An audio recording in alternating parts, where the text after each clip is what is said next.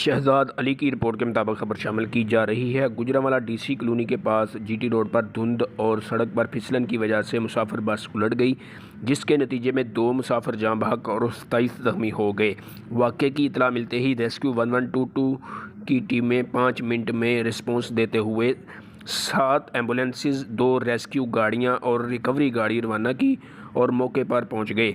Rescue operation शुरू कर दिया और जख्मियों और जाँ बहक होने वाले अफराद को निकालकर अस्पताल पहुंचाया। ये हादसा सड़क पर धुंध और फिसलन की वजह से पेश आया, जिसकी वजह से कीमती जानों का ज़िया हो गया और 27 अफराद जख्मी हो गए। ड्राइवर हजरात से गुजारिश है कि वो धुंध और फिसलन की वजह से गाड़ी को आहिस्ता चलाएं और एहतियात के साथ ड्राइविंग करें और अपना और कीमती जानों का ज़िया होने से बचाएं।